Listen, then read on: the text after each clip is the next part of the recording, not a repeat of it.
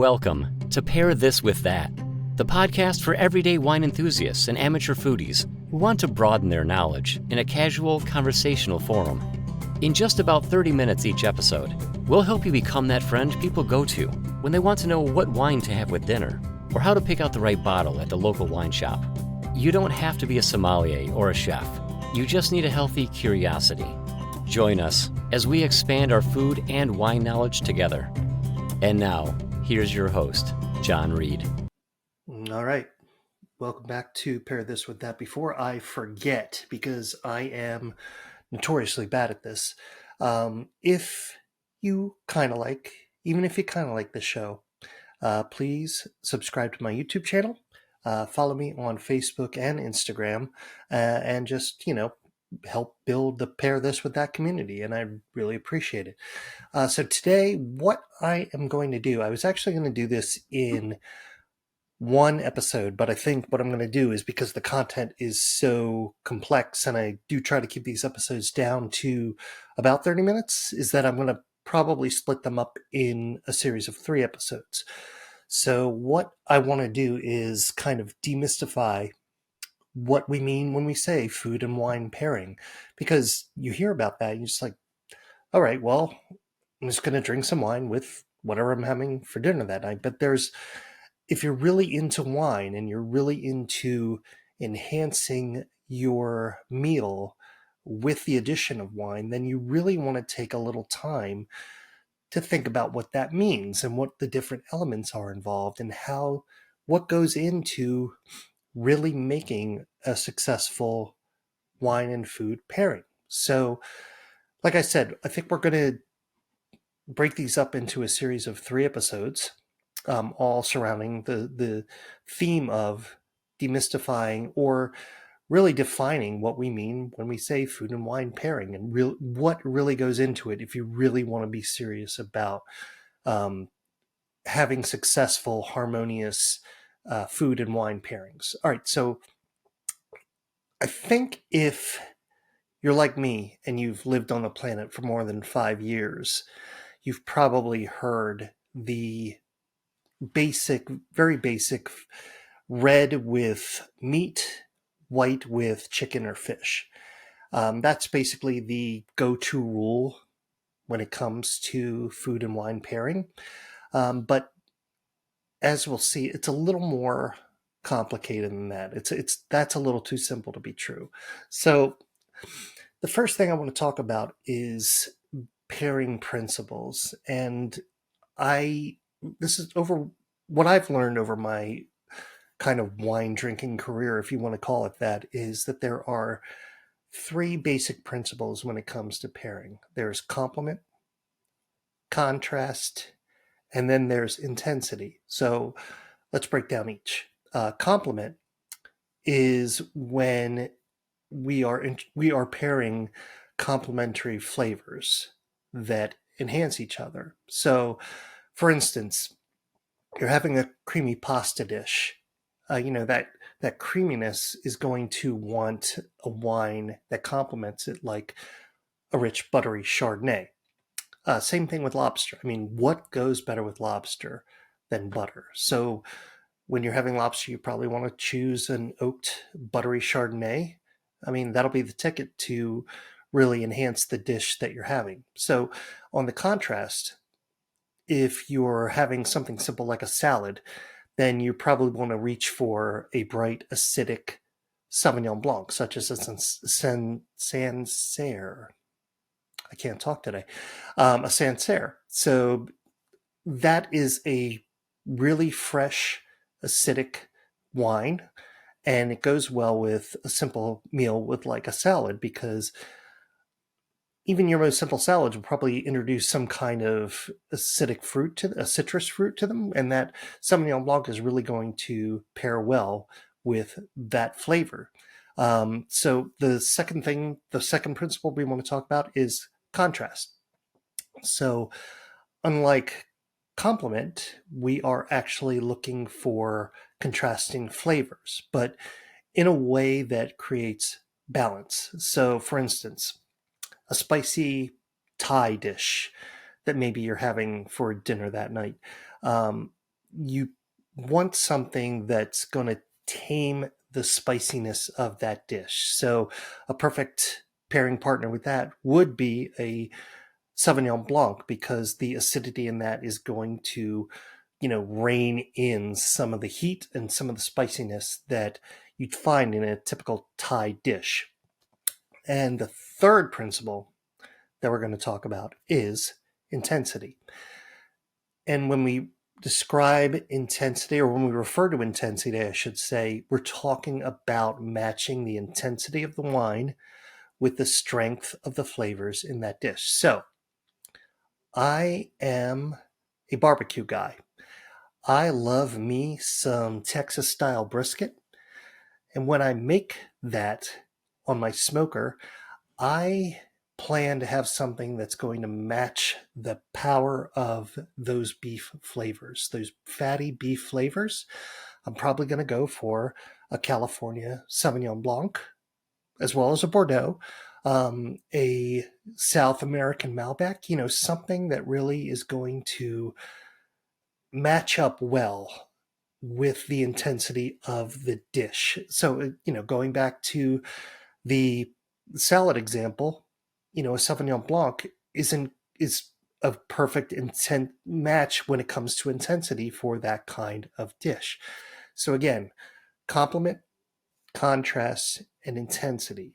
And if you follow those simple principles, you're already on your way to being a successful wine and food pairer. I don't know if there's an official name for that. Probably sommelier, but we're not going to get into the weeds to make you anything like a sommelier at this point. So the next thing I want to talk about that's important when it comes to pairing food and wine is the role of tannins and acidity.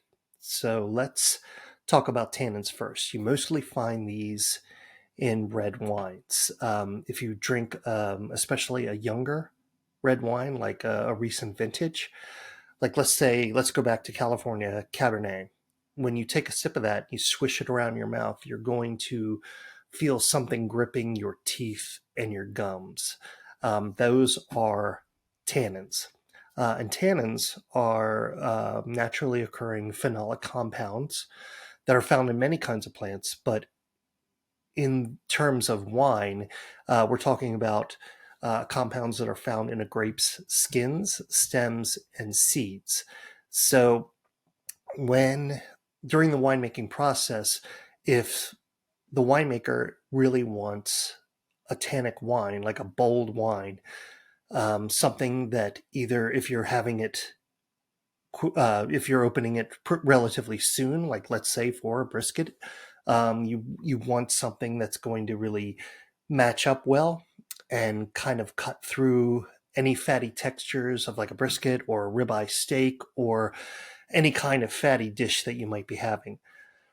So those tannins are going to really cut through the fat, but they're also a natural preservative. So if you didn't want to have a recent vintage Cabernet right away, you can put it on your rack, and that's going to be good for about 10 years or more because, again, tannins are naturally natural preservatives that are going to keep that wine. And they also, they help provide the structure, the texture, and the balance to a red wine. So again, if we're going to talk about what goes well with highly tannic wines, there's the example I just gave with the brisket, but we're also talking about, other steaks, aged cheeses, which are going to have a lot of fat. So the goal of this is to cut through those fats. And actually, I was visiting Hendry Winery in, was it Sonoma or Napa? One of those two. I think it was Napa. But they, as part of the tour, they showed us a little exercise, like just to demonstrate the role tannins play in a red wine. So they had us served us a glass of red wine. I think it was a Cabernet. Had us drink it. We felt the the tannins gripping our gums and our teeth. Then we took another sip, and then we had a cracker dipped in olive oil.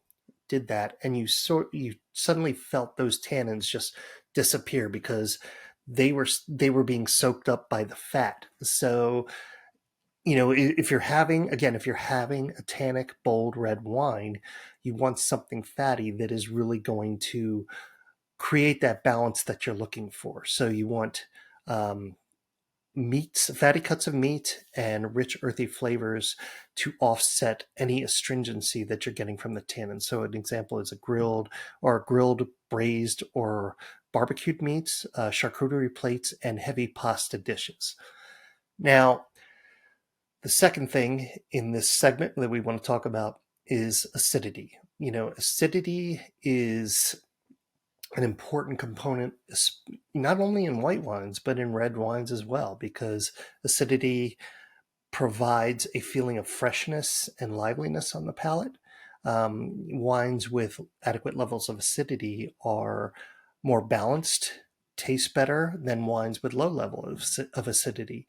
And like tannins, acidity helps to preserve the wine and prolong its shelf life.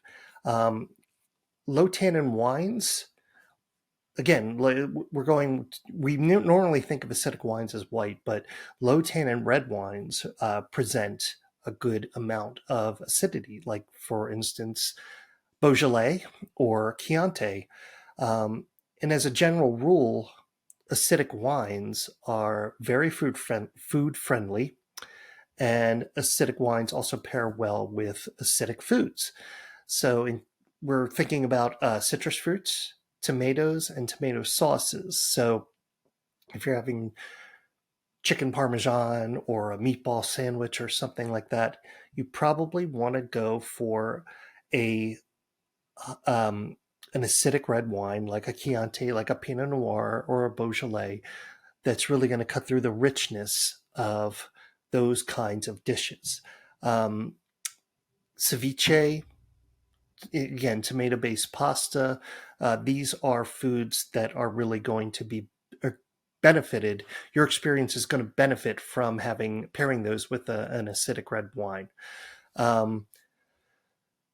It's all about harmonious balance. So when you think about what you want to pair with a particular dish, look at the components of each dish. Is it acidic? Is it bold? And match the wine accordingly. So that's acidity and tannins. Another important part of the basics of food and wine pairing is what we're going to call body and weight. And body is kind of like the primary word that we're looking at here. And what that means is the weight of a wine on the palate. So how does it feel in your mouth? Weight is going to contribute to the mouthfeel, the consistency of the liquid, and body, again, is the impression of that fullness on the palate. It's usually the result of a combination of glycerin, alcohol, and sugar, as well as tannins and acidity. What we're talking about here is light-bodied, medium-bodied, or full-bodied. So what constitutes each of those terms? Wines under 12.5% alcohol are usually said to be light-bodied. So we're thinking about white wines that are crisp and refreshing. So a Riesling, an Italian Prosecco, and a Portuguese Vinho Verde would be considered light-bodied wines. Wines between 12.5 and 13.5% alcohol are considered medium bodies. So think of Rosé, a French Burgundy, Pinot Grigio, or a Sauvignon Blanc. Finally, any wine over 13.5% alcohol is considered full bodies. So Malbecs, young California Pinot Noirs, Cabernet Sauvignons. Those are the kinds of wines that we think of when we talk about full-bodied wines. So now let's talk about some common pairing mistakes. So as I started off this episode talking about the very common basic red with beef, white with chicken and fish kind of principle that we all learn at a very young age. Um, that can be a little more too simple to be true. Um, that doesn't a red wine doesn't necessarily only need to be paired with a red meat, and white wine doesn't have to be exclusively paired with fish or chicken. Um, so some examples of this might be Pinot Noir. You really wouldn't think at first that that's going to go with fish, but if you're talking about salmon and you're talking about tuna, you're probably going to want to pair those with a Pinot Noir because earth Pinot Noir has some very earthy flavors. It has a level of acidity to it, but it also has some good structure that's going to hold up to more meaty fishes like salmon and tuna. And if you're having, like, let's say you're having a chicken with a heavy mushroom sauce, Pinot Noir is going to go great with that. I mean, you're not going to want to pair a Pinot Grigio with a chicken dish that has as its primary ingredient mushrooms. Those flavors are just going to clash. Whereas a Pinot Noir, with its earthy flavors and its more black and red fruit flavors, are going to match very well with that kind of dish.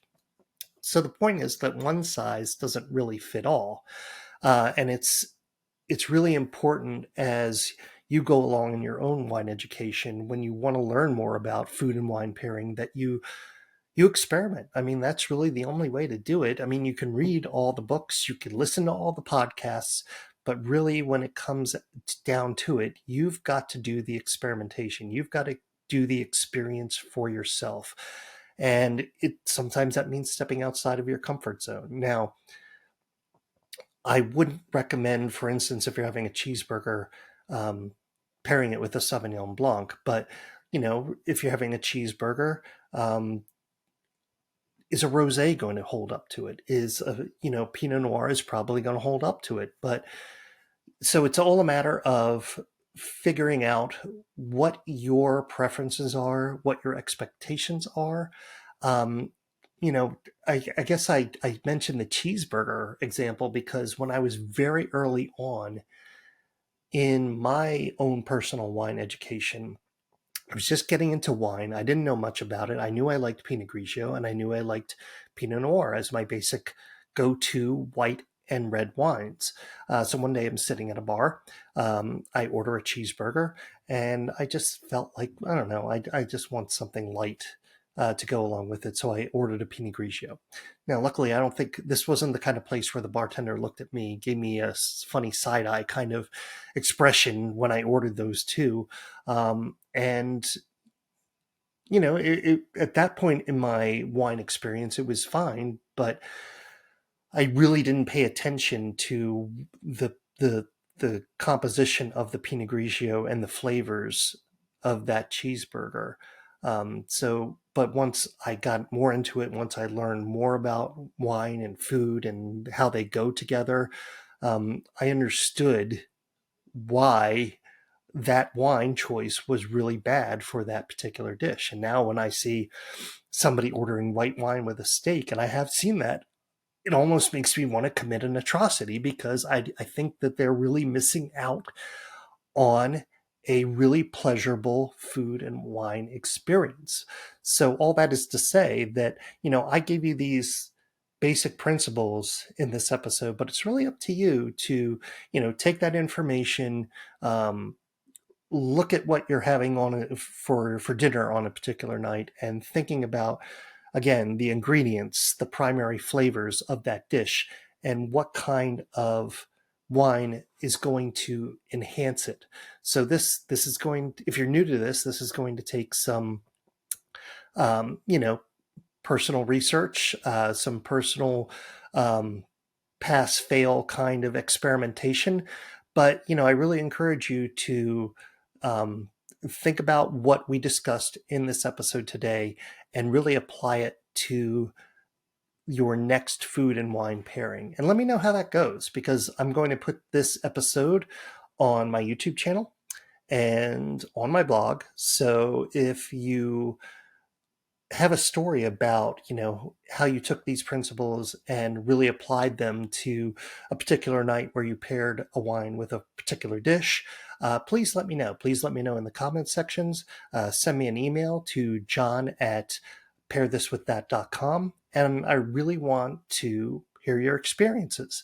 And I think that's it for today. So thank you very much for being here again.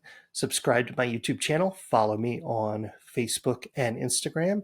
And the next episode in this series is going to be understanding flavor profiles. So we're going to break down different wines, their different varietals and what their kind of basic flavors are, and how they apply to what your decision-making process when it comes to what you're going to have with that particular wine, or vice versa. So stay tuned for that. And I really appreciate you joining me today for this episode, and I will see you next time. Cheers. Thanks for joining us for this episode of Pair This with That. Be sure to subscribe to us on YouTube and follow us on Instagram and Facebook. Until next time, cheers.